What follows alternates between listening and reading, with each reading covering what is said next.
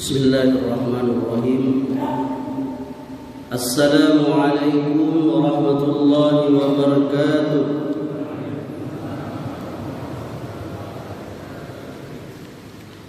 Innal hamdalillah nahmaduhu wa nasta'inuhu wa nastaghfiruh wa na'udzu billahi min shururi anfusina wa min sayyiati a'malina. من يهده الله فلا مضل له ومن يضلل فلا هادي له واشهد ان لا اله الا الله وحده لا شريك له واشهد ان محمدا عبده ورسوله صلى الله عليه وعلى اله وسلم. يا أيها الذين آمنوا اتقوا الله حق تقاته ولا تموتن إلا وأنتم مسلمون. Ayahanda dan ibunda serta saudara dan saudariku,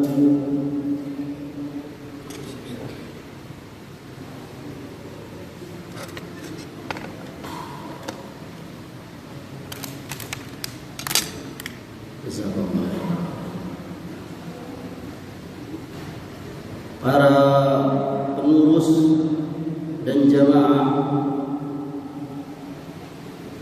Masjid Baitur Rahman Timur Indah, dan juga para pemirsa media sosial Gema Baitur Rahman, baik itu channel YouTube-nya maupun akun Facebook dan barangkali Instagram-nya yang kami cintai dan kami muliakan. Kami akan melanjutkan pelajaran kami di masjid yang kami cintai ini, yakni pelajaran akidah, bahwa pada pertemuan-pertemuan sebelumnya, wabil khusus selama di bulan Ramadan, kami telah menyampaikan pembahasan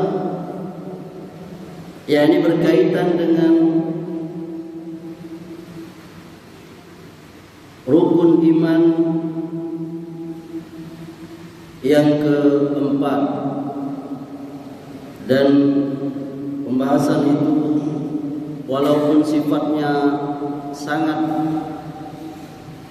sederhana dari yang paling sederhana, tetapi barangkali itu insya Allah telah mencukupi untuk tambahan ilmiah di dalam kita berakidah, yakni akidah Islam, yakni akidah Ahlus Sunnah wal Jamaah.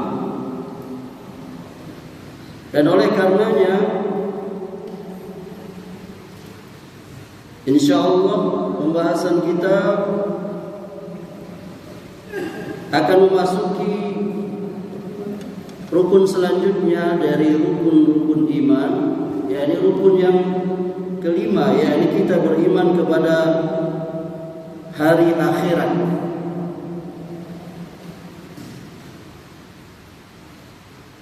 Dan sebagaimana yang telah kita ketahui bersama, gerbang atau pintu masuknya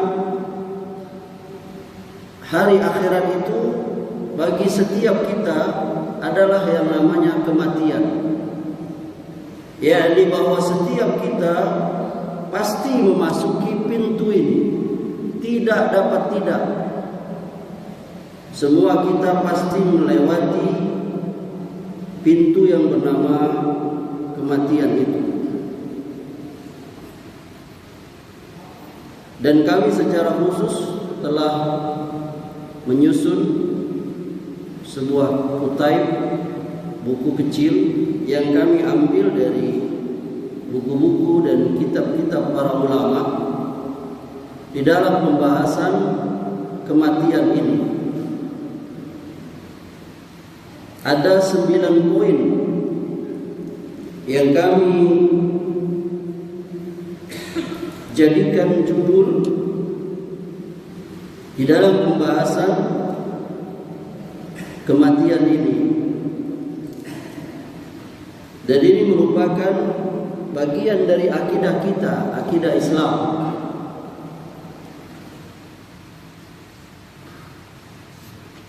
Dan di pertemuan terakhir kami telah menyampaikan poin yang pertama dan kedua. Sebagai pengingat, barangkali poin pertama itu yakni dalil-dalil kematian. Bahwa Allah Subhanahu wa taala telah berfirman di dalam kitabnya yang mulia, yakni kullu nafsin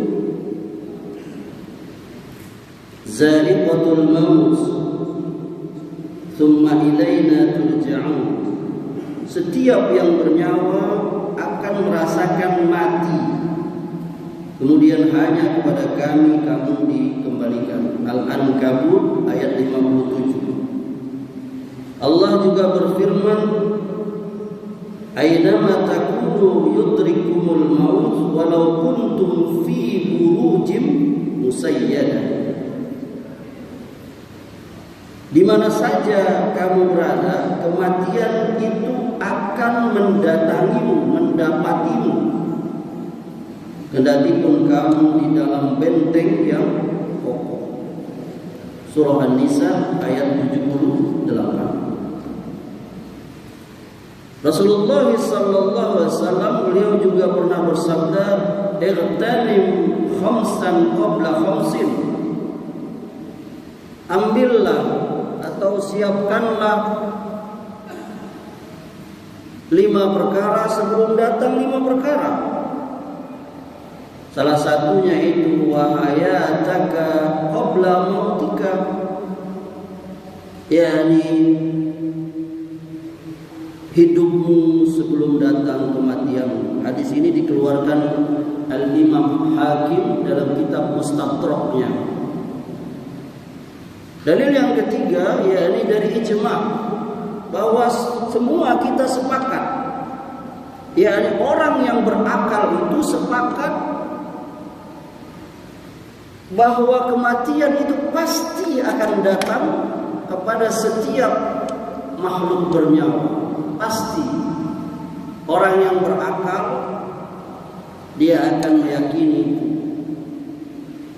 Dilihat dari kenyataan yang ada di sekitar kita, ini orang-orang yang telah mendahului kita, baik yang tidak kita kenal ataupun yang kita kenal,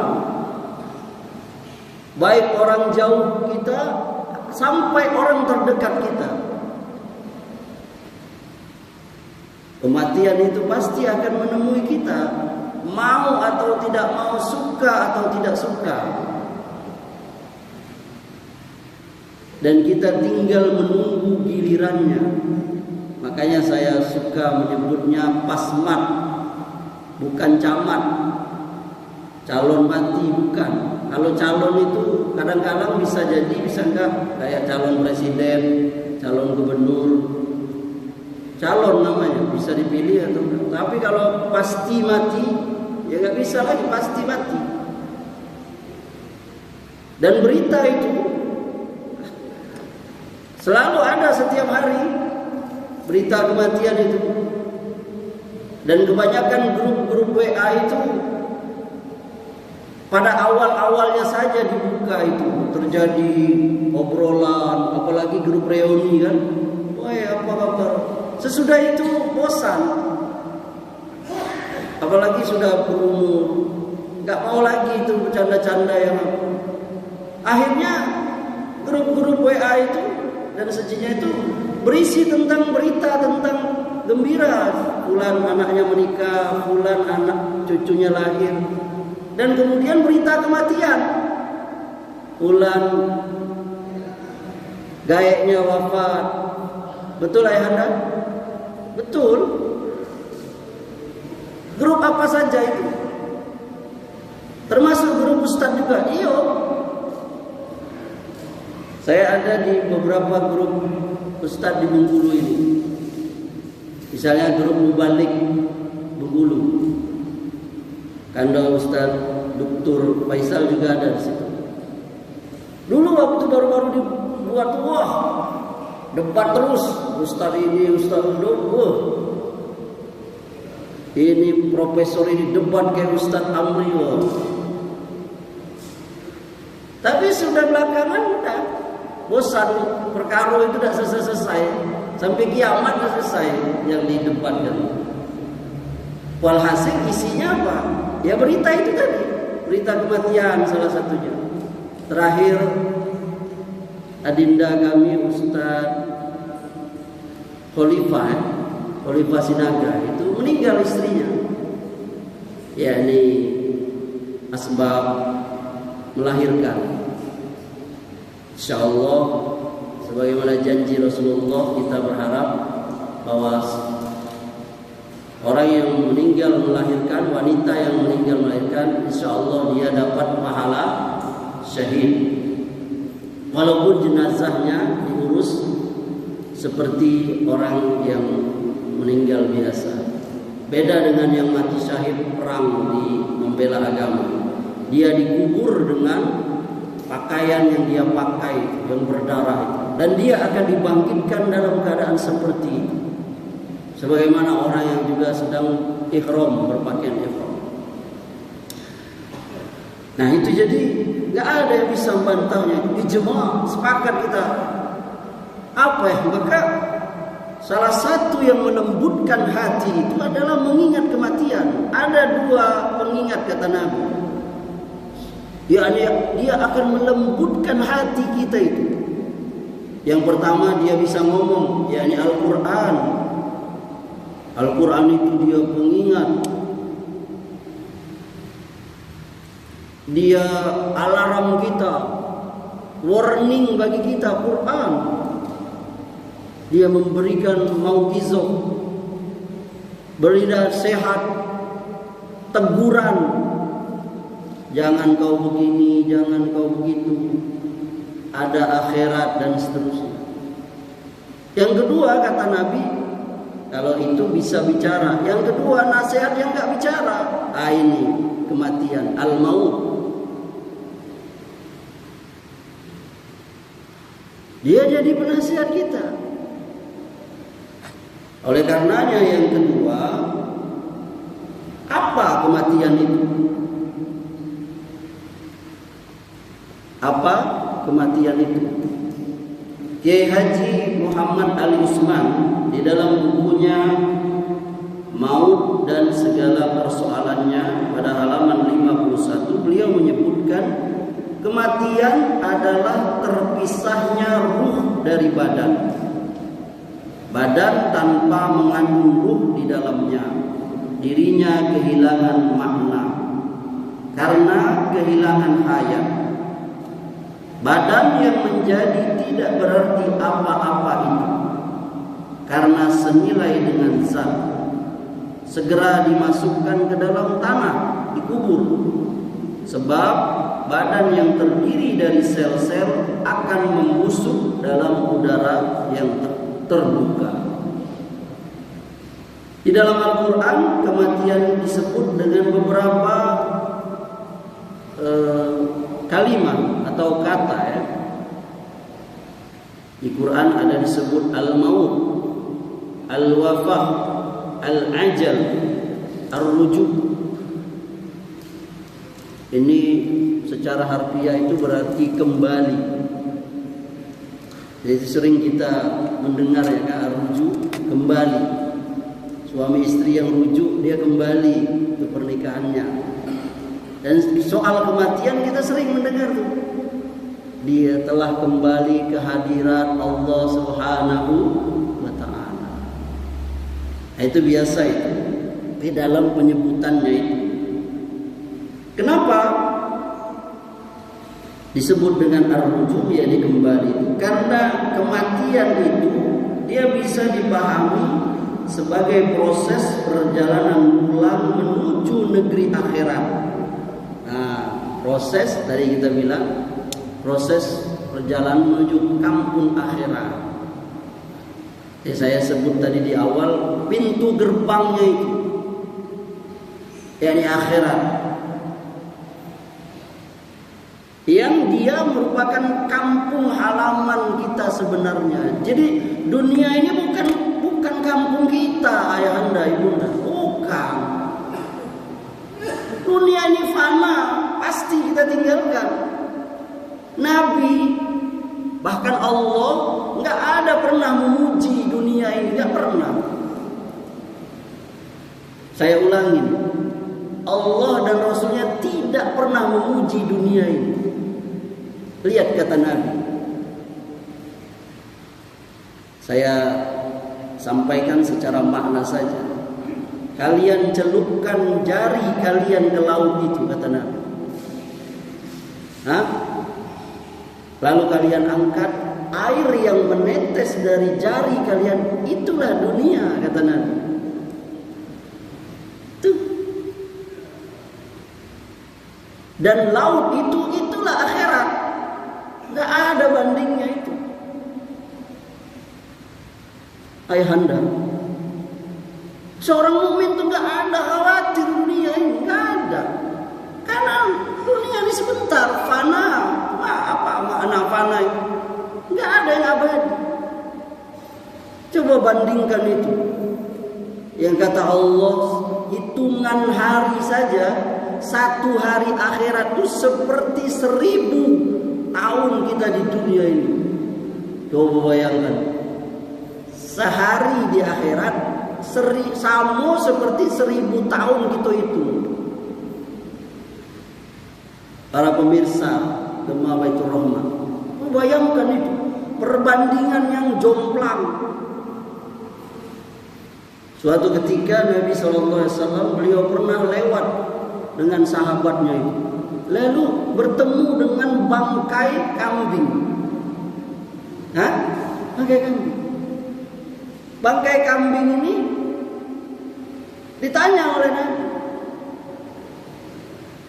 siapa yang mau bangkai kambing ini? Kata Nabi para sahabat. Kata sahabat, ya tidak ada yang mau lah. Bangkai. Apa bangkai? Haram. Najis. Kata sahabat, walaupun dia masih hidup, kambing ini, anak kambing ini juga cacat telinganya. Kalau bawa bentuk korban tidak sah. Apa kata, lihat Nabi itu memberikan nasihat kepada para sahabat, caranya seperti itu. Lalu apa kata Nabi? Dunia itu lebih rendah dari apa? Dari bangkai kambing ini. Subhanallah. Tapi kita lihat sebagian orang berlomba-lomba, yakni dia mencari dunia ini seolah-olah dia akan hidup selamanya. Betul ya Anda? Sebagian orang mereka berlomba-lomba mencari dunia ini. Oleh karenanya Nabi mengatakan,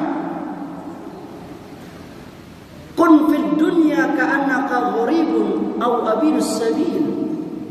Jadilah kamu di dunia ini orang yang asing atau orang yang sedang melaksanakan perjalanan safar. Lihat orang asing itu. Kan orang asing kita sering lihat di pantai. Dia sebentar aja itu. Dia jalan, lalu pulang dia nanti. Kita, kata Nabi, orang beriman itu ayahanda ibunda itu seperti orang asing. Kun fid dunya ka'annaka gharibun. Jadilah kamu di dunia ini orang asing atau orang yang dalam perjalanan. Lihat Nabi di hadis yang lain mengatakan, kamu itu seperti musafir di dunia ini yang singgah istirahat sebentar di bawah pohon, lalu nanti akan melanjutkan perjalanan.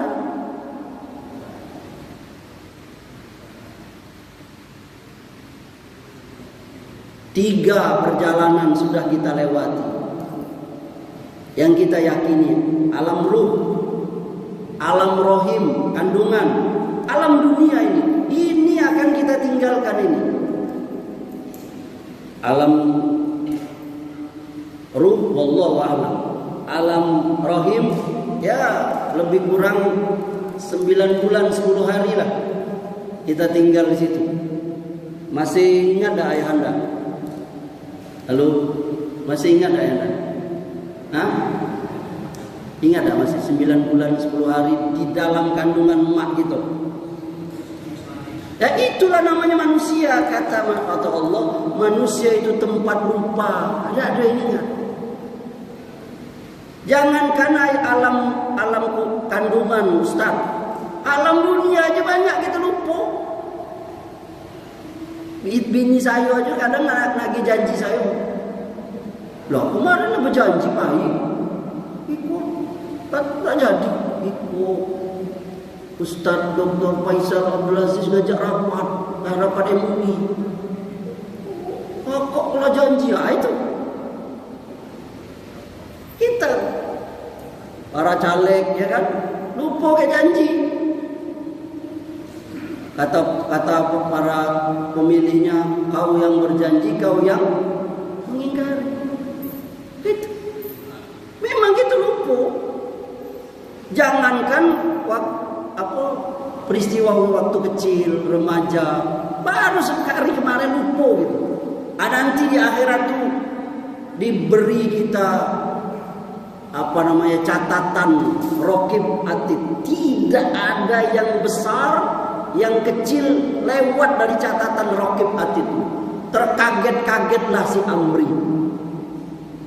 Dia dapat buku catatan. Saya pernah ini, saya pernah itu, saya pernah. Ya subhanallah. Maka para sahabat itu lembut hatinya itu. Karena mikir mati. Tidak ada sahabat tuh terpedaya dunia ini, nggak ada ceritanya. Nggak ada sahabat itu harta itu di hati mereka tuh nggak ada. Harta itu di dalam genggaman mereka seperti ini. Diatur, bukan dia diatur, dia ngatur harta itu.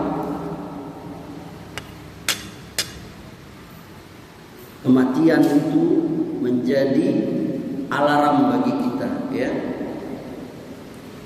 Di dalam KBBI, Kamus Besar Bahasa Indonesia, Kamus Besar memaknai kata mati itu antara lain disebutkan sudah hilang nyawanya, tidak bernyawa, tidak hidup lagi.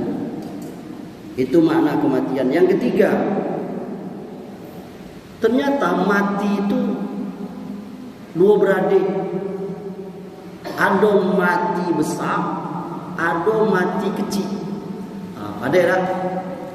Jadi ternyata mati itu ayah anda ada dua beradik dia.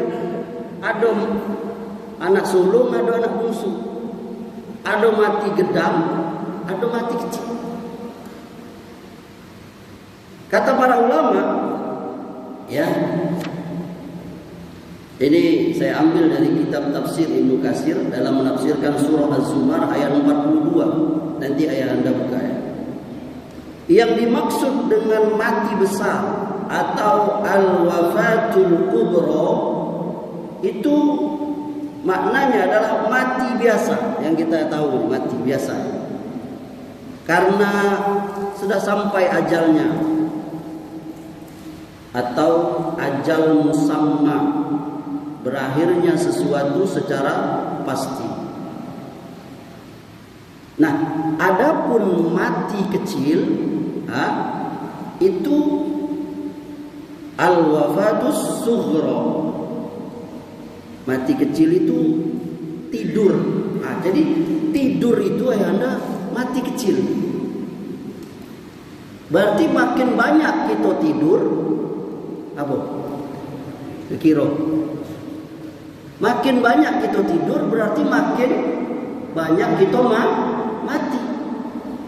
Berarti kalau umur seseorang 50 nyo mati, 50 tahun Masehi lah ya, enggak usah Hijriah. Kalau Hijriah 51, 50. Kalau nyo separuh nyo tidur 24 jam sehari semalam, nyo tidur 12 jam, berarti separuh orang. Berarti 25 tahun umurnya cuman. Karena separuhnya nyo mati kecil. Paham sampai sih kau? Jadi orang yang banyak tidur, berarti dia banyak mati itu tuh. Bukan Amri yang ngecek. Karena tidur itu ya sama kayak mati, tidak sadar. Kamu kita galak di berang gini gitu kan, tidur apa mati kawan? Saking nyenyak itu litak ni nyonde. Habis gotong royong sepetang tu bersihkan pot ke orang-orang CRT. Nyenyak tidur kan? Sampai dikecek tidur apa mati? Macam-macam ngomong, memang tidur tu mati kecil. Lihat kata Allah. Lihat, nanti ayah anda baca sendiri ya. Az-Zumar ayat 42. Allah memegang nyawa seseorang pada saat kematiannya dan memegang nyawa seseorang yang belum mati ketika dia tidur. Maka dia tahan nyawa orang yang telah dia tetapkan kematiannya, dan dia lepaskan nyawa yang lain sampai waktu yang ditentukan. Sungguh pada yang demikian itu terdapat tanda-tanda kebesaran Allah bagi kaum yang berfikir. Az-Zumar ayat 40. Jadi ayat ini, kata Imam Ibnu Katsir, di dalamnya terdapat dalil bahwa jiwa itu berkumpul di alam yang tinggi, sebagaimana dicantumkan dalam hadis marfu yang dikeluarkan Ibnu Manda dan yang lain-lain. Sedangkan di Sahih Bukhari dan Muslim dari Abu Hurairah, Rasulullah SAW beliau pernah bersabda, kalau salah seorang kalian berbaring di pembaringannya, maka kibaskanlah bagian dalam kainnya, karena dia tidak tahu apa yang ada di bawahnya. Kemudian ucapkanlah dengan nama Engkau ya Rabbu, aku letakkan lambungku, dan dengan Engkau aku mengangkatnya. Jika Engkau tahan jiwaku, maka rahmatilah dia, dan jika Engkau melepaskannya, maka jagalah dia seperti Engkau menjaga hamba-hambamu yang soleh. Sebagian salaf berkata, ruh-ruh orang yang mati akan digenggam ketika mereka mati, dan juga ruh-ruh orang yang hidup ketika mereka tidur. Lalu mereka saling kenal mengenal sesuai kehendak Allah Jalla wa'ala untuk saling mengenal. Maka Allah tahan jiwa orang yang telah dia tetapkan kematiannya, yang telah pasti mati, dan yang dibiarkan hingga batas yang ditentukan. Al-Imam As-Suddi berkata, sampai sisa ajalnya. Sahabat Ibnu Abbas berkata, jiwa-jiwa orang yang mati akan ditahan, dan jiwa-jiwa orang yang hidup dilepas dan tidak keliru. Sesungguhnya pada yang demikian itu terdapat tanda-tanda kekuasaan Allah bagi kaum yang berfikir. Makanya doa kita tidur itu ayahanda apa? Doa kita tidur, Bismika Allahumma ahya wa amut. Amut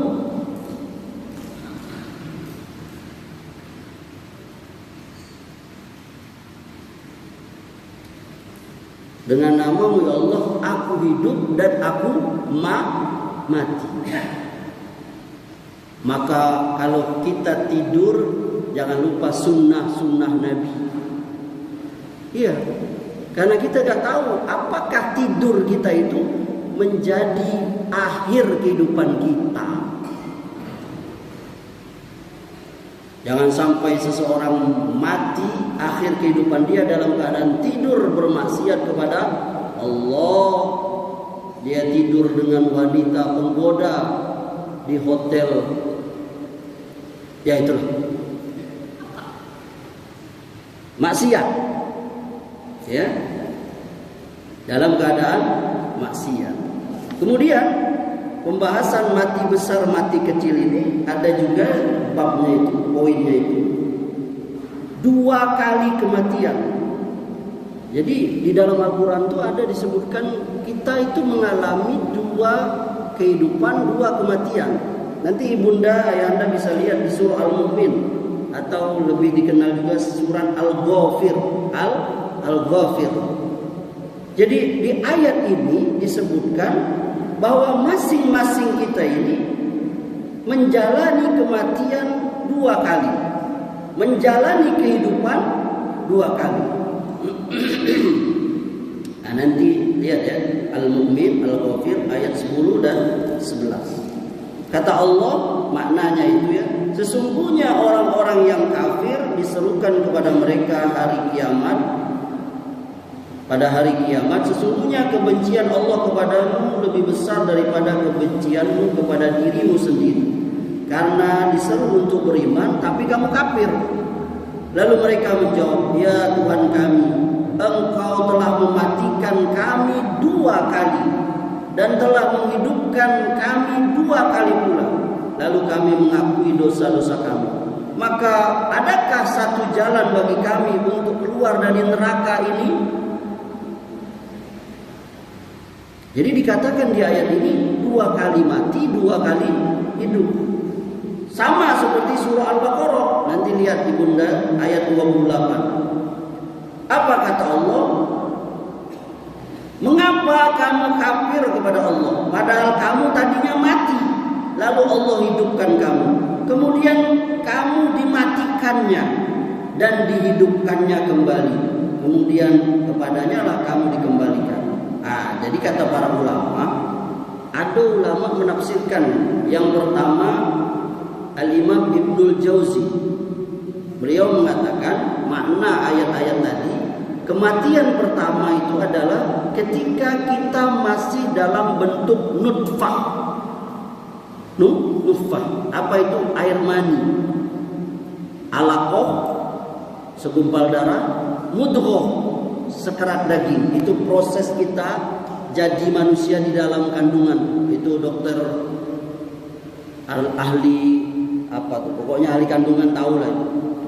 Ya, kita juga bisa melihat, baca bukunya atau lihat sekarang di video-video proses manusia itu dari air mani yang bersatu di di rahim perempuan itu jadi zigot, apalah itu. Lalu hidup dalam rahim itu, dikasih nyawa pada bulan keempat ya. Udah hadir dalam ingatan saya. Ada yang ingat gak? Bulan kelima dimasukkan ruh. Itu yang ayatnya terkenal tuh, alastu bi rabbik. Apakah kamu mengakui aku Rabbmu? Qalu bala syahidna. Kami mengakui. Itu alam ketika ruh dimasukkan ke jasad itu, ya. Selanjutnya hidup dalam rahim, lalu dimatikan lagi ya di dunia ini. Nanti dihidupkan lagi, yakni di akhirat. Ini ada dipilih oleh sahabat Ibnu Abbas, Qatadah, Muqatil, Al-Faruq, Salam, Az-Zujad, Ibnu Qutaibah, Ibnu Ambari. Ada di kitab Zadul Masir dan juga Mauqif At-Tafsir. Yang kedua, Imam Syaukani, beliau agak berbeda ini. Beliau mengatakan yang dimaksud ayat 2 kali hidup 2 mati itu, yakni dulu kita ini dalam keadaan mati, yakni belum ado. Kan kita ini berasal dari dak ado. Itu disebut beliau, itu yang dimaksud mati itu kita dak ado. Kemudian yang dimaksud kita dihidupkan lagi ketika kita dijadikan makhluk, yakni manusia ini. Lalu dimatikan lagi ketika ajal dicabut dari nyawa. Lalu dihidupkan lagi itu, yakni ketika di akhirat dibangkitkan. Makanya ada sebutan hari akhirat itu, salah satunya ya, itu Yaumil Ba'ats. Apa itu? Hari dibangkitkan. Kalau selama ini kita meyakini bahwa seluruhnya akan binasa, ternyata ada makhluk yang enggak binasa rupanya. Seingat saya kalau nggak salah ada 6 itu. Aras, kursi, surga, neraka, pena, ruh, dan tulang ekor. Tulang ekor kita nih itu enggak hancur. Nanti Allah akan hidupkan kita masing-masing dari tulang ekor itu, ibunda. Perhatikan ibunda. Seperti apa dah ngasih contohnya dah? Seperti tunas apa yang kita galak makan sama gado-gado itu. Toge. Betul, terima kasih. Kita kok jadi toge lah. Disiram itu bangkit dari tulang ekor itu. Jadi ternyata ada 7 makhluk, ya 7 bukan 6. Apa tadi? Aras, kursi, surga, neraka, pena, ruh, dan apa? Tulang ekor. Itu 7 makhluk ini gak binasa. Allah ciptakan dan jadikan oleh Allah abadi. Dari situlah kita hidup nanti. Itu. Ini menarik sekali ya kata Imam Ash-Sha'awi. Ini beliau sebutkan di kitabnya Fathul Qadir juz 1 halaman 62. Yang ketiga, Imam At-Tuhaq.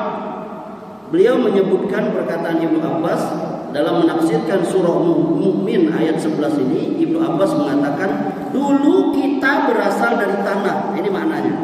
Belum ada. Inilah dia kematian pertama. Dulu kita sebelum diciptakan dari tanah, lalu dihidupkan dan diciptakan. Ini kehidupan yang pertama. Tadi kematian yang pertama, ini kehidupan yang pertama. Kemudian kalian dimatikan kembali masuk alam kubur. Ini kematian yang kedua. Kemudian nanti akan dibangkitkan lagi di hari kiamat. Inilah kehidupan yang kedua. Kata Imam At-Tuhaq, itulah dia 2 kematian dan 2 kehidupan. Ini ditafsirkan Imam As-Sudi, Abu Malik, Murrah, Ibnu Mas'ud dan sebagainya. Jadi ayahanda, apa yang mau kita sombongkan? Pelajaran yang kita ambil soal kematian ini sampai poin poin yang baru, poin yang ketiga ini. Apa yang kita sombongkan? Saya ulangi, apa yang kita sombongkan? Kalimat istirja itu inna lillahi wa inna ilaihi rajiun. Kita datang dari Allah dan pasti akan kembali kepada Allah. Apa yang kita sombongkan? Karena setiap kita ini pasti mati, pasti. Kalau Fir'aun saja orang sombong itu mati dia, mati Fir'aun. Apalagi kita, kenapa kita jadi Fir'aun kecil ini? Sombong dengan pangkat kita, jabatan kita, harta kita. Karena kita pasti mati. Sudah kita lihat ya, jamaah kita dulu bersama-sama. Sudah ada jamaah di sini yang meninggal. Sudah ada jamaah masjid kita yang meninggal. Sudah ada 1, 2 barangkali. Dan ayahanda ini saya susul menyusul kita. Oleh karenanya saya pribadi, saya mengingatkan diri saya dan kita semua, ayahanda dan ibunda, salah satu doa, ingat, salah satu doa yang harus kita baca, kita mohon kepada Allah, ibunda perhatikan, jangan lupa, tiap berdoa, kapan saja, waktu kapan saja, saat apa saja, salah satu doa yang kita panjatkan kepada Allah, minta kepada Allah wafat dalam keadaan husnul khotimah. Saya ulangi, Amri ulangi. Jangan lupa setiap berdoa, minta kita wafat dalam keadaan baik, dalam keadaan husnul khotimah. Karena itulah dia orang yang wafat dalam keadaan husnul khotimah, dalam keadaan la ilaha illallah, dalam keadaan beramal, dia mendapatkan kebaikan. Makanya ayahanda udah tua-tua, Saya lihat udah tua-tua semua ini kan. Benar? Kenapa ayahanda duduk di sini? Mungkin salah satu doa ayahanda ini, yakni ingin wafat dalam keadaan husnul. Coba ayahanda lihat samping kanan, coba lihat. Siapa tahu ada yang meninggal lagi pengajian ini. Coba lihat. Baik meninggal kecil atau meninggal besar. Meninggal kecil tertidur, tidak apa-apa. Daripada tertidur lagi nonton konser dangdut, betinonyo celana di atas lutut. Lebih baik tertidur lagi dengar ceramah Ustadz Farhan, Ustadz Faisal Abdul Aziz, Ustadz Julisman. Tertidur, tidak bangun-bangun lagi, mati gedang. Oh ya bapak itu apa? Meninggal dalam keadaan husnul. Lagi dengar ceramahnya soal kematian lagi. Insya Allah berdoa kepada Allah kita wafat dalam keadaan husnul. Amin ya rabbal alamin. Barangkali ini cukup. Maaf kelewatan jam 6 lewat 5 menit. Semoga Allah Subhanahu wa taala wafatkan kita, para pengurus dan jamaah Masjid Baitur Rahman, para pemirsa media sosial Gema Baitur Rahman, YouTube-nya, Facebook-nya, kita semua kaum muslimin Allah wafatkan dalam keadaan dan husnul khotimah. Kata Allah, wala tamutunna illa wa antum. Janganlah kamu mati melainkan dalam keadaan Islam, dalam keadaan la ilaha. Cukup ya, enggak usah ada pertanyaan. Subhanakallahumma wa bihamdika asyhadu an la ilaha illa anta astaghfiruka wa atubu ilaik. Wabillahi taufiq wal hidayah. Wassalamu alaikum warahmatullahi